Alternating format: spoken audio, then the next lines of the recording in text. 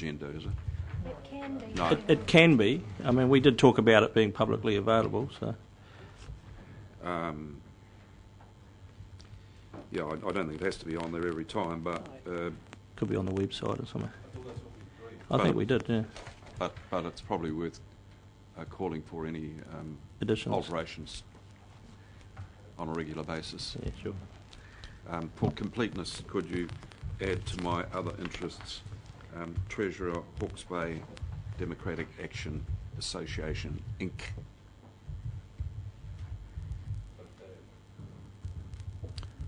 Dad, all right.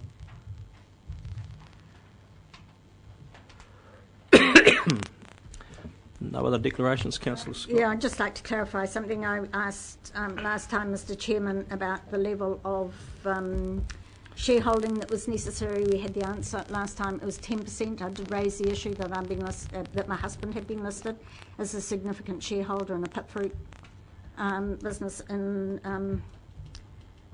the area. And that I checked out the shareholding and it's actually 0.04%. So I don't think it makes the threshold. Thank you. No, probably doesn't. Any other declarations? Do you match these up to the company's office? To the staff? Question to staff. No, we haven't. We rely on people's memories, I guess, and knowledge of their own businesses. But, you know, we suggest that maybe, you know, if they do from time to time if they're not sure themselves. Have you had a look at that? Debbie's just alluding that there's a couple of companies there that she says I haven't got on, and that's what we were talking You're about. not the only councillor. One is Parkawai Nominees, which is an orchard company which no longer exists. The accountant just must be holding the company, so it's a shelf company. And the other one is a new company which I'm just doing in partnership with some Chinese and some other people called China Pacific, and I've had it sitting there, but I'm about to use it. Don't know whether it will eventually it would be worth putting on. So you're happy Is with there anything else, Debbie, that you... You're about 7. You go and sort it out with your wife.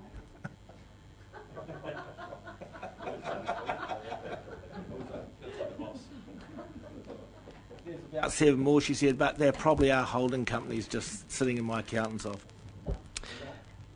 It's not an obligation of staff, I think. I've just asked. It's up to us to work it out. So is everyone happy with that and moves that we record the following changes, perhaps? Is someone happy to move that? If there's no other additions? I don't think we should move or second it. These declarations of interest belong to the members themselves. It's up to them to maintain them. If you move and second it, you invite the opportunity for people to vote no, and therefore deny them. It shouldn't be that way. It should just accept information. Bang like that. Yeah. So receive the report. So you're happy to receive the report? Yeah, good on you. Well said, Councillor Barker. We have Councillor Hewitt happy to second that. I'll put that motion. Then all those in favour, please say aye. Well, if you're having me second it, you have to get a better Hawke's Bay from Councillor Belford on. Because that's on the company's office too, and it's in our document. And it's more than 10%. It's up to Councillor Belford. We've had this discussion. He refuses to put it out there publicly. That's fine. Put the motion. All those in favour, please say aye. Contrary, no. Carried. Thank you. Right, Council investment policy. I'll hand that over to Mr Drury. Thank you, Mr Chairman. It won't come as any surprise to you at the moment. The Council does have a large amount of money on hand, and we know why that's on hand, and we know where it's come from. It's in the order of between 70 and 80 million now. It's important that we get the best quoted interest rate on that, and the investment policy that we've currently got as adopted in the last long-term plan is a little bit restrictive, we feel, for a large sum of money like that. There used to be 6 banks, now there's 5 banks, so we spread it around the 5 banks, and we end up with in and around 20% in each bank. We have noticed over the last 2 or 3 months that there can be quite a range of interest rates offered by the banks. In fact, some of them can move by 0.2%. So in other words, instead of a bank offering, some banks will offer 5 for 4 months' money, and others will only be 4.3 or 3.2. So there is a gap there opening up, and it's driven by banks' need for funds at that particular time. What we have in front of you as council is to consider just a small amendment to the investment policy to give us that flexibility that where banks are offering a slightly better rate, then we can put a little bit more with them, at least in the interim until this pot of money is determined where it's home. So, Mr Chairman, I would appreciate council's consideration of that small amendment to the investment policy. Question. Thank you. Questions? Councillor Barton. You said there's only 5 banks. That's correct. I've written a quite quick note, and I've got 6 or 7 already. I mean, what are you describing as a bank? The bank is registered with the Reserve Bank, because all the banks have to, if you're going to be banking, you have to be registered with the Reserve Bank. I mean, yeah, the policy is any bank licensed by the Reserve Bank of New Zealand with a minimum credit rating under Standard & Poor's of A rating, in both in short and long term. oh, so it's the A rating. Yeah, so we only put it into banks with a very strong rating. Sure. Yeah. Okay. And there's only 5 with that rating. It used to be 6. Now there's 5. The ANZ and National have All right. got together. Kiwi Bank's no longer there? No, Kiwi Bank is one. In fact, there's a chart at the back to give an idea where all those go. Allocation by institution. That's attachment 2. I'm happy to endorse the policy. I was Okay. confused about the 5. That was all I had. I got 6 or 7 on the list of the top. It'll be the A. Yeah, it'll be the A rating. Thank you. Fair enough. My Councillor question Scott. did relate to the A rating, because it has been raised before. What about the TSB? That still has not made an A rating. No, it's, I think it might be BB plus or something. Councillor Hewitt. Then Councillor Graham.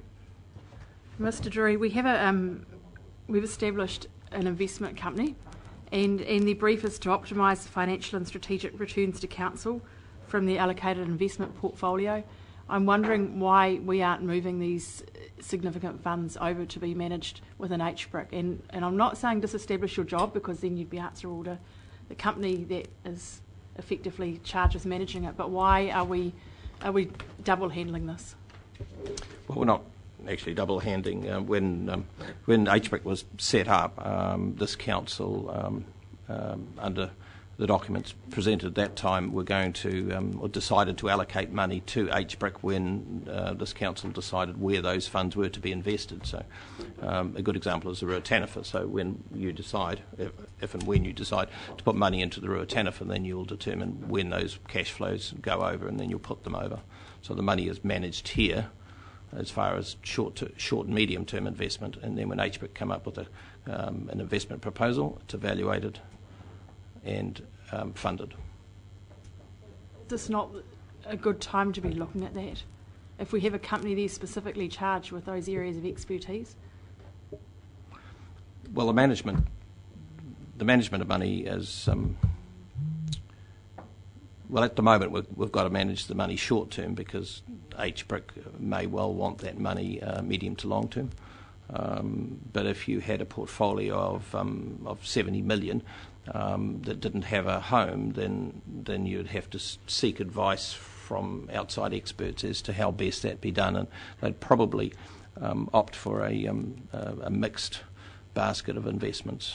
Frankly, I mean, we're all aware of that. Whether they'd adopt a conservative approach and put it all in bank deposits would be a moot point. They would if there were impending investments, because you need to get your hands on it, but they would probably take a basket of things, property, shares, equity, deposits. But that's a long-term investment strategy for funds. I mean, this council has money which they have got through leasehold land sales, and they've got it for specific purposes, or proposed specific purposes to put it out to fund economic development opportunities. So it's probably never going to be put away for too long. If I could perhaps add something to that, I think the question was, why aren't they managing all our investments? Is that correct? And the reason is, at times there is monies that come into council that need to be managed by us on a short-term basis as we discover what we're going to do. So, I mean, to specifically answer that question, which I think is where you were heading, That is my understanding of the answer, which... At this point in time, it appears that the funds are becoming too large for our policy, so perhaps we should be considering whether a sum is moved over. You know, we keep our short-term needs, but if it's surplus, well, then there's a company there. So my question was, why aren't we using that to its best effect? I think it's, Councillor, it's probably a point in time issue really, because at the moment there's funds in the bank for banks as a result of the transaction with ACC, but you will be asked to make a decision and possibly transact that money out sometime over the next 6 months. You know, so it's really just a point in time issue, and that's why we're asking that the policy be amended slightly to cater for that. It's fair to say we don't normally have that amount of money, you know, sitting around. Unless it's supplementary to this particular issue. I had Councillor Graham next, but... Well, can I just say that if we were to do that, it would require major policy change, because HBRC, our policy is to fund HBRC on the basis of a proven business case. So every time they want some money or they want to make an investment at this point in time, they've got to prove the business case, and if we're happy with it, we allocate the funds. And the other comment I'd make is that I agree with Councillor Hewitt on most things, but not on this one. I believe it. So our fiduciary responsibility to take responsibility for our investment funds. So I had Councillor Graham next, then I'll go to Councillor Barker. Thank you. I subscribe to that view as well, that our staff maintain control of short-term investments, and that HBRC does something entirely different for us. I quite like the policy as it is. I know you, and I wonder how much you're driven by short-term demand for the funds, and how much is that? That's really my question. How driven is our policy by our potential demand for short-term funds? But secondly, I quite like the idea of, you know, a limit of 25%, and that's going to go to 40%, which is specifically what they're proposing here. In this environment where all of our banks are foreign-owned, God knows what could happen to any one of them. So I just have to say I quite like the policy as it is. Particular reason. So the particular reason why we're going to 40%. Yeah, I mean, we like the policy too because it spread it around.